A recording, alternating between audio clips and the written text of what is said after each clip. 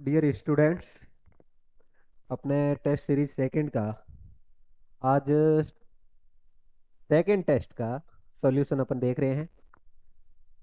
आशा है कि आप सबका पेपर अच्छा हुआ होगा। और वैसे ज़्यादा कुछ हार्ड क्वेश्चन नहीं थे, कुछ क्वेश्चन टेक्निकली स्ट्रॉन्ग भी थे, जिनके बारे में कोई डाउट है तो अपन यहाँ पे डिस्कशन अपन कर लेते हैं। सबसे पहला क्वेश्चन है, प्रजाति जिनमें पसीना ज़्यादा आता है। सबसे मेन चीज़ है, पसीना आता है क्यों है? क्योंकि थर्मो रेगुलेशन के लिए। ठीक है, थर्मल रेगुलेशन यानी कि ताप नियंत्रण के लिए पशुओं में कहें या इंसानों में कहें तो प्रजाति जिनमें पसीना ज्यादा आता है, थर्मो रेगुलेशन। अब देखो, सीधी सी बात है, पसीना किन में ज्यादा आएगा? जिनमें थर्मो रेगुलेशन ज्यादा हो। ऐसे मतलब इंसान कह दो या पशु कह दो या जीव कह दो, जिनमें थर्मो रेगुलेशन ज्यादा होता है तो उनमें पसीना ज्यादा आता है। और जिनमें थर्मो रेगुलेशन कम होता है, थर्मो रेगुलेशन का मतलब क्या? ऐसे जानवर या सजीव जिनके बॉडी का टेम्परेचर फिक्स रहता है। बॉडी टेम्परेचर फिक्स रहता है। अब बॉडी टेम्परेचर फिक्स रहता है तो फिर थर्मो रेगुलेशन कैसे हुआ? इसका सीधा सीधा एग्जांपल ये होता है कि बॉडी का टेम्परेचर फिक्स यानी कि इन्वायरमेंट का टेम्परेचर बढ़ा तो पशु के शरीर का टेम्परेचर बढ़ रहा है, तो इसका मतलब उसमें थर्मो रेगुलेशन नहीं है। यानी कि इन्वायरमेंट का टेम्परेचर बढ़े या घटे लेकिन बॉडी का टेम्परेचर सेम रहे तो इसका मतलब क्या है? उनमें थर्मो रेगुलेशन है। और जिनमें पसीना पसीना किन में ज्यादा आएगा? जिनमें थर्मो रेगुलेशन ज्यादा होता है। अब थर्मो रेगुलेशन सबसे ज्यादा किस में होता है? मानव में, फिर घोड़ा और फिर ऊंट। अब दूसरी चीज है कि यदि इसी क्वेश्चन को ऐसे देता कि प्रजाति जिनमें पसीना कम आता है तो आंसर क्या जाता? ठीक है, ज्यादा का तो आंसर चला गया क्या? मानव, घोड़ा और ऊंट। यदि कम, तो कम में सबसे कम किसमें? पक्षियों। क्यों? क्योंकि इनमें क्या है? सबसे ज्यादा पेंटिंग होती है। अब थर्मो रेगुलेशन और पेंटिंग, पसीना और पेंटिंग में क्या फर्क होता है? पेंटिंग का मतलब कलाकृति नहीं, ऐसा क्वेश्चन भी दिया है। अपन चलो उसी क्वेश्चन पे चल लेते हैं। तो ये क्वेश्चन तो आपके क्लियर हो गया कि सबसे ज्यादा पसीना किन में आता है? तो मानव, घोड़ा और ऊंट में। और सबसे कम किन में आता है? तो पक्षी, कुत्ता और बिल्ली में। चलो नेक्स्ट क्वेश्चन, सबसे ज्यादा पेंटिंग। अब पेंटिंग ज्यादा यानी कि इनमें पसीना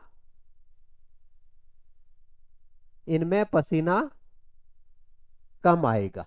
ठीक है, पसीना कम यानी कि पेंटिंग ज्यादा। अब पेंटिंग ज्यादा हो रही है, इसमें किसमें होती है सबसे ज्यादा? सबसे ज्यादा पेंटिंग होती है वो पक्षियों में होती है, कुत्ते में भी होती है। ठीक है, लेकिन सबसे ज्यादा पेंटिंग किसमें होती है? पक्षियों के अंदर। अब इसके बाद ऊर्जा के एटीपी के रूप में संग्रहित करने का कार्य कौन करता है? एटीपी के रूप में, तो एटीपी का कोशिका का शक्तिग्रह है। कौन होता है कोशिका का शक्तिग्रह? माइटोकॉन्ड्रिया। तो राइबोसोम क्या करता है? राइबोसोम प्रोटीन सिंथेसिस का काम करता है। लाइसोसोम क्या करता है? लाइसोजाइम एंजाइम का सीक्रेशन करता है। इसी कारण लाइसोसोम को क्या कहते हैं? सुसाइडल बॉडी कहते हैं। गोल्जी बॉडी का मैन ग्लाइकोलाइसन का काम करता है, जिसमें ये ग्लाइकोप्रोटीन का और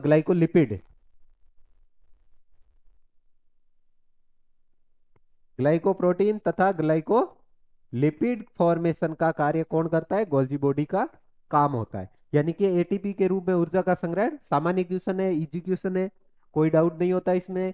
गाय में सामान्यतः कौन सा श्वसन होता है? अब श्वसन कौन सा होता है? तो सीधी सी बात है, वायवीय होता है। क्या वायवीय? सिंपल यदि ऐसे पूछे तो सिंपल सी बात है, वायवीय होता है। लेकिन अब श्वसन के अंदर कौन से पार्ट में मेनली श्वसन होता है? अपने को ऑब्जर्वेशन किस आधार पे होता है? उस आधार पे अपन श्वसन को तीन भागों में बांटते हैं। कौन कौन सा? वक्षीय, उदरीय और वक्षीय उदरीय। यानी कि वक्षीय का मतलब थोरेसिक, ठीक है, उदरीय का मतलब एब्डोमिनल, और ये होता है थोरेको एब्डोमिनल। ठीक है, अब इसमें कैसे? सिंपल सी बात है, थोरेसिक का मतलब हो गया वक्षीय। वक्षीय किस में होता है? छोटे जानवर जैसे कुत्ता, बिल्ली। ठीक, अब होता है उदरीय। उदरीय का मतलब एब्डोमिनल, सारे रूमिनेंट्स, मेनली जितने भी रूमिनेंट्स है उन सब में किस प्रकार का श्वसन होता है? उदरीय प्रकार का। थोरेको एब्डोमिनल में इसमें कौन सा मेनली इक्वाइन कैटेगरी जो है उसमें किस प्रकार का श्वसन होता है, वो होता है थोरेको एब्डोमिनल। अब इक्वाइन में कौन आ गया, हॉर्स आ गया, डंकी आ गया और म्यूल आ गया। ये तीनों किस में आ जाते हैं, थोरेको एब्डोमिनल में। तो आंसर क्या जाएगा, गाय में, गाय किस में आती है, रूमिनेंट्स में आती है। रूमिनेंट्स का मतलब एब्डोमिनल यानी कि उदरीय श्वसन इनमें मुख्य रूप से पाया जाता है। चलो नेक्स्ट क्वेश्चन।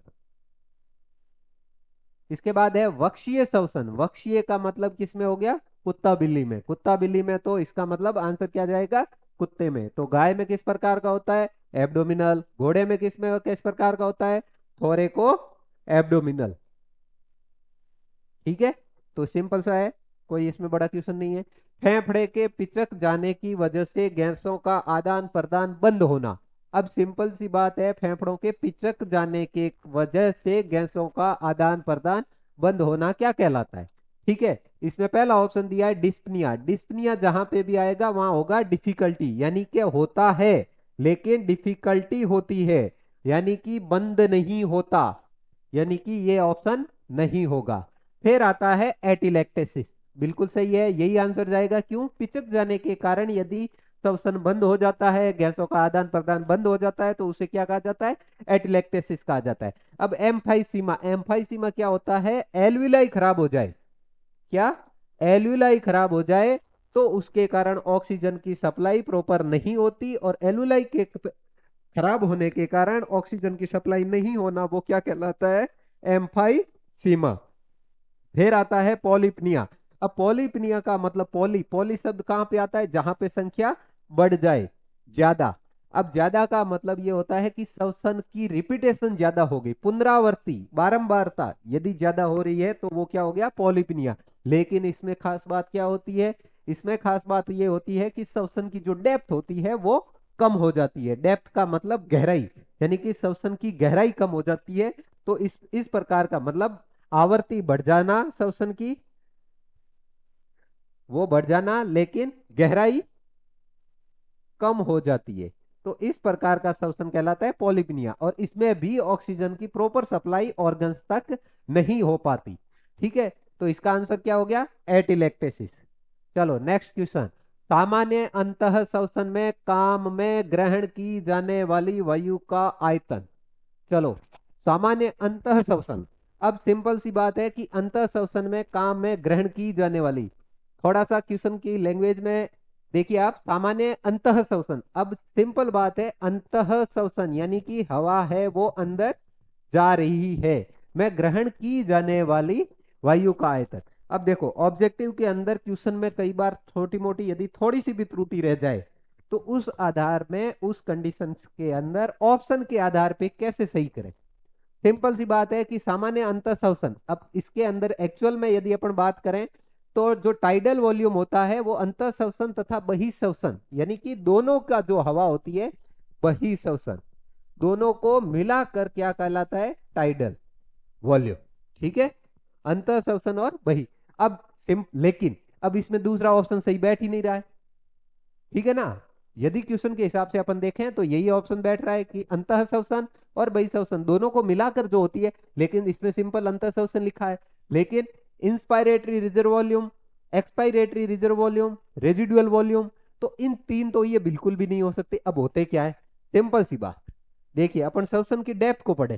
श्वसन की डेप्थ यानी कि हवा सामान्य रूप से अंदर आ रही है, सामान्य रूप से बाहर जा रही है, यानी किसी प्रकार का कोई उस पर दबाव नहीं हो, फोर्स नहीं है, तो वो सामान्य जो श्वसन की क्रिया है वो क्या कहलाती है, टाइडल वॉल्यूम। ठीक है, इसको बोलते हैं अपन टीवी। सामान्य श्वसन है, एकदम नॉर्मल रूप से आपका श्वसन चल रहा है, तो उसको क्या बोलते हैं, टाइडल वॉल्यूम। अब दूसरी चीज आती है इंस्पायरेटरी रिजर्व वॉल्यूम, यानी कि सामान्य अंतः श्वसन।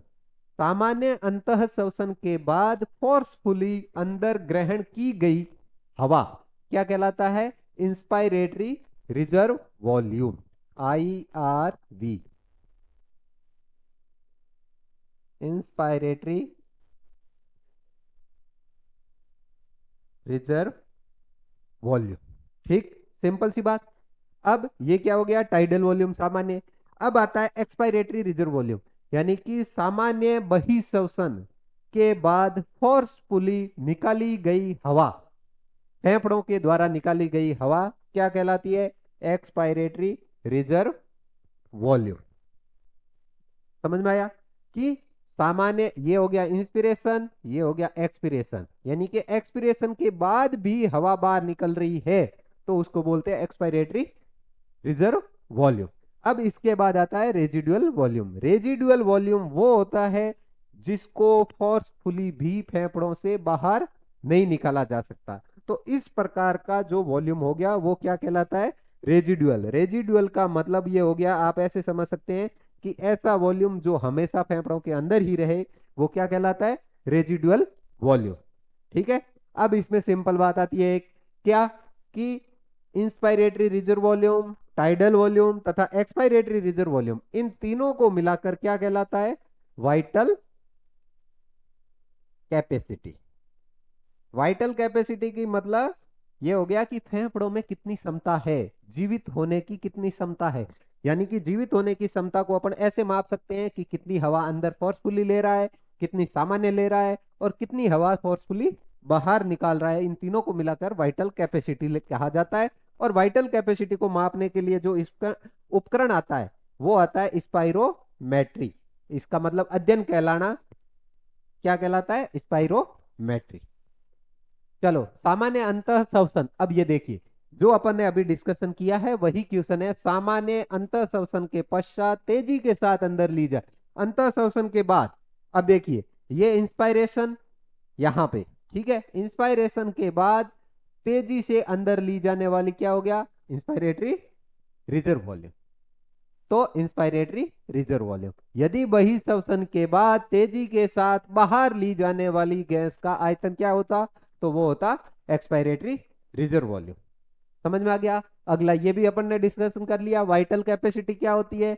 Tidal volume plus inspiratory reserve volume नहीं, expiratory reserve volume plus residual volume नहीं, inspiratory reserve volume plus tidal volume plus expiratory reserve volume बिल्कुल सही है। तो तीनों मिला के क्या कहलाता है? वाइटल कैपेसिटी कहलाता है।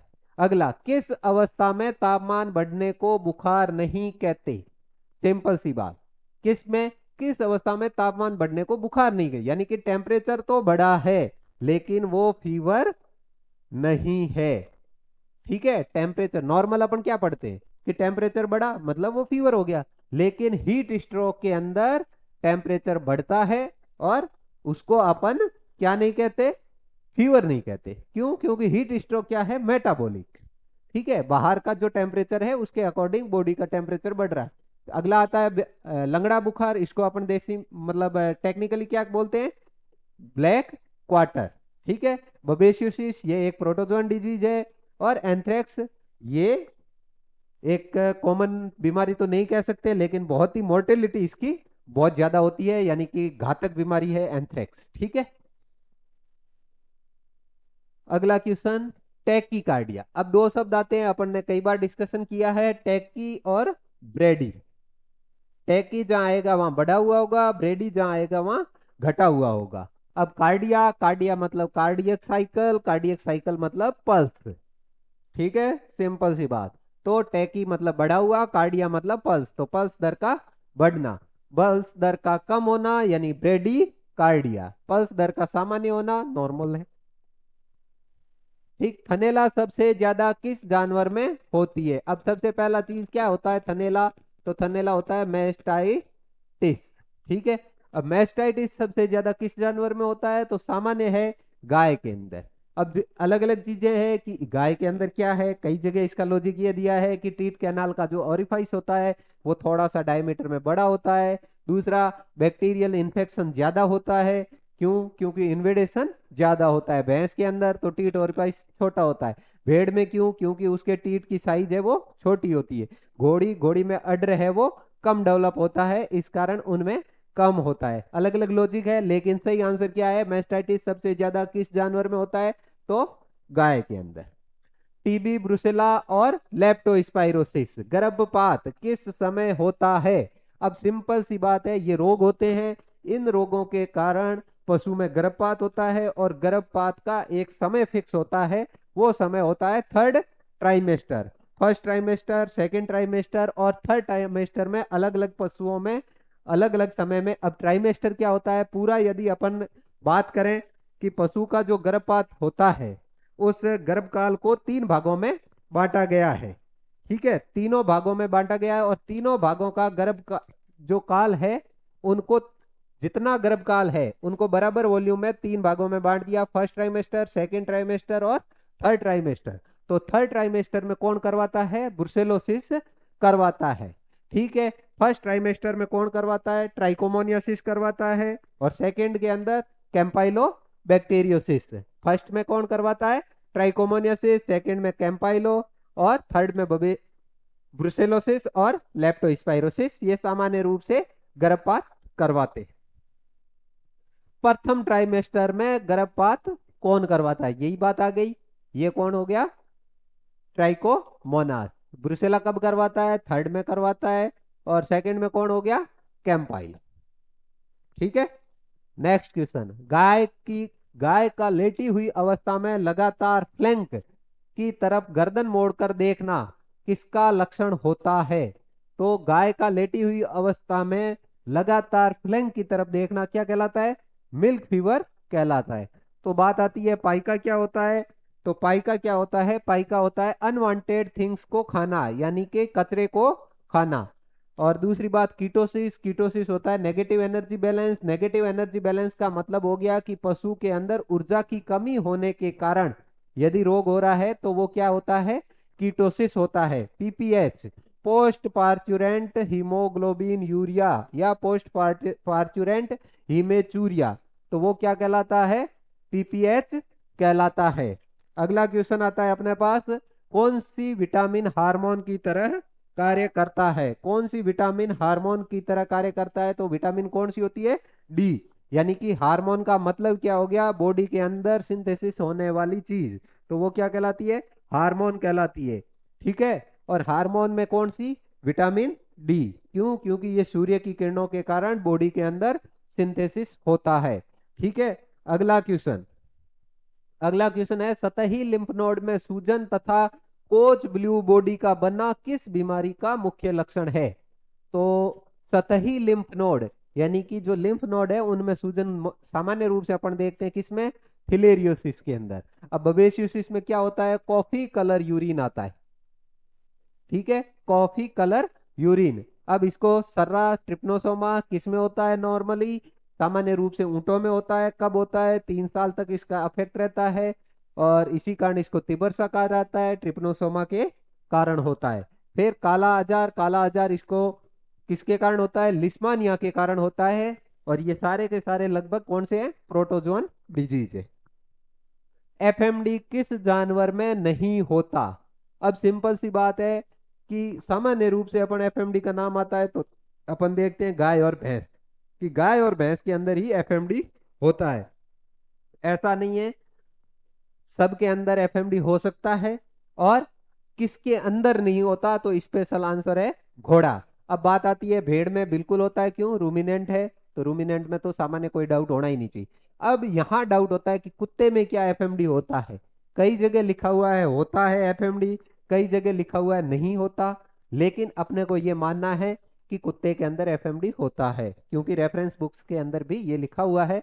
लेकिन सुअर में तो सामान्य रूप से तो नहीं होता, लेकिन कई केसेस इसमें भी देखे गए हैं एफएमडी के। ठीक है, तो आंसर क्या होगा, एफएमडी किस में नहीं होता, तो घोड़े के अंदर एफएमडी नहीं होता। रेबीज के बारे में असत्य कथन, रेबीज का पोस्ट बाइट इम्यूनाइजेशन 037 14 28 और 90 दिन पर करते हैं, बिल्कुल सही बात है। रेबीज के अंदर अलग अलग इसके प्रोटोकॉल बने हुए हैं, लेकिन सामान्य रूप से कम ये प्रोटोकॉल तो फॉलो करना ही चाहिए। रेबीज के घाव को साबुन के घोल से साफ करना चाहिए, बिल्कुल सही बात है। जहां पे भी अपने को लगता है कि किसी डॉग बाइट का केस है तो उसको सबसे पहले साबुन से ही धोना चाहिए। ठीक है, रेबीज के घाव में सूचर लगाते हैं, बिल्कुल गलत बात है। रेबीज का जो भी घाव होगा उसमें कभी भी सूचर नहीं लगाया जाएगा, हमेशा उसको खुला रखा जाएगा। हाँ, ये जरूर होता है कि यदि कोई लार्ज एरिया को आपने मतलब उस डॉग ने ओपन कर दिया है, उसको मतलब ज्यादा कट लगाया है, तो उसको हल्का सा अपन पास में लाने के लिए जरूर छोटा मोटा सूचर लगा सकते हैं, लेकिन के घाव में सूचर लगाते हैं, ये बात सामान्य रूप से सही नहीं है। कि छोटा मोटा यदि घाव होता है तो उस कंडीशन में कभी सूचर नहीं लगाया जाता है। और ये भी सूचरिंग में कभी भी दोनों एज यानी किनारे कभी नहीं मिलाए जाते। ठीक है। रेबीज का वायरस कुत्ते की लार में पाया जाता है, बिल्कुल सही बात है। घोड़े का फ्लैंक की तरफ गर्दन करके देखना किस बीमारी का लक्षण है? सिंपल बात, फॉलिक नहीं, कॉलिक।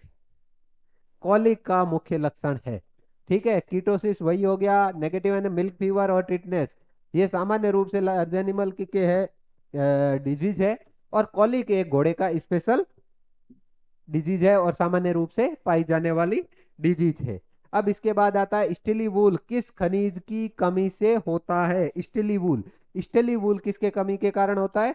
कॉपर। कॉपर का मतलब लगभग अपन ऐसे याद रखो कि कॉपर होता है वो स्टील जैसा, और स्टील के हिसाब से अपन इसका आंसर लगाते हैं क्या? कॉपर। स्टीली वूल, इसके अंदर वूल है वो हार्ड हो जाती है। ठीक है। फिर आता है जिंक, तो जिंक के अंदर क्या होता है? पैराकिरेटोसिस, या इसमें मुर्गियों में swollen hock, swollen hock condition भी होती है जिंक के कारण। मैग्नीज के कारण स्लिप्ड टेंडन, मैग्नीज के कारण क्या होती है? स्लिप्ड टेंडन, मैग्नीज के कारण। और अगली होती है कोबाल्ट के कारण वास्टलिंग डिजीज, वास्टलिंग डिजीज। ठीक है। तो स्टेलीवुल वगैरह ये है कॉपर के कारण। ठीक है। जिंक के कारण स्वेलन हॉक, और स्लिप टेंडन किसके कारण? मैग्नीज। यही बीमारियां सामान्य रूप से पूछी जाती है। कोबाल्ट के कारण वास्टलिंग डिजीज। अगला होता है गिड बीमारी। गिड बीमारी मुख्यतः किस जानवर में देखने को मिलती है? तो भेड़ के अंदर। किससे होता है? इसका दूसरा नाम कोइनुरोसिस सेरेब्रेलिस के कारण होता है। लेकिन सामान्य रूप से यदि ये भी पूछे कोइनुरोसिस किसके कारण या किस जानवर में ज्यादा होता है, तो आंसर क्या जाएगा? भेड़ के अंदर। ठीक है। अगला, मिल्क फीवर गाय की किस नस्ल में सबसे ज्यादा देखने को मिलता है? मिल्क फीवर सामान्य रूप से उनमें देखने को मिलेगा जिनमें दुग्ध उत्पादन यानी कि मिल्क का यील्ड ज्यादा होती है। मिल्क यील्ड ज्यादा है तो उनमें मिल्क फीवर देखने को मिलेगा। और मिल्क फीवर देखने को तो किस में मिलेगा? जर्सी के अंदर। सामान्य रूप से जर्सी के अंदर सामान्य रूप से मिल्क फीवर के केस ज्यादा होते हैं। रेबीज में मृत्यु का कारण, अब देखो रेबीज के अंदर क्या होता है? फ्यूरियस फॉर्म होती है और एक होती है डम फॉर्म। फ्यूरियस फॉर्म और डम फॉर्म, दो प्रकार का रेबीज हो सकता है। एक के अंदर ज्यादा अग्रेसिव है, एक के अंदर डल होता है। अब मृत्यु का कारण क्या होता है? तो श्वसन तंत्र की मांसपेशियों में पैरालाइसिस हो गया। ठीक है। इसी कारण अपन कहते हैं कि इसके अंदर हाइड्रोफोबिया का केस होता है। दम घुटना, दम घुटना क्यों? क्योंकि उसके अंदर फेफड़ों के अंदर नॉर्मल रूप से श्वसन क्रिया नहीं होती और जो ऑक्सीजन की सप्लाई प्रॉपर नहीं होती, इस कारण रेबीज के अंदर मृत्यु का कारण दोनों होते हैं, श्वसन तंत्र की मांसपेशियों का लकवा या दम घुटने के कारण। अगला, गलघोंटू बीमारी। गलघोंटू बीमारी में मृत्यु का कारण, अब गलघोंटू होती क्या है? ये होता है HS, haemorrhagic septicaemia. Haemorrhagic septicaemia, septicaemia मतलब पूरी बॉडी के अंदर जहर फैलना। मृत्यु का मुख्य कारण, तो पूरी बॉडी में जहर फैलना यानी टॉक्सीमिया, बिल्कुल सही है। अब हिमोरेजिक, हिमोरेजिक मतलब ब्लड से रिलेटेड, और ब्लड से रिलेटेड है इसका मतलब हीमोग्लोबिन रप्चर हुआ, यानी कि क्या होगा? ऑक्सीजन की सप्लाई नहीं होगी, यानी कि हाइपोक्सिक कंडीशन होगी, बिल्कुल सही है। और खास बात क्या होती है? इसमें डिस्पनिया भी होता है, सांस में भी तकलीफ आती है। इस कारण HS बीमारी में मृत्यु का कारण उपरोक्त सभी सही आंसर होगा। ठीक है। इस तरीके से अपने 25 क्वेश्चन श्वसन और बीमारी यानी रोगों के मुख्य लक्षण, उनके आधार पर अपन मुख्य रूप से क्वेश्चन बाकी और भी डिस्कशन करेंगे। नेक्स्ट अगले टेस्ट के अंदर भी और भी कई सारे क्वेश्चन बनते हैं, उनका भी डिस्कशन करेंगे। धन्यवाद।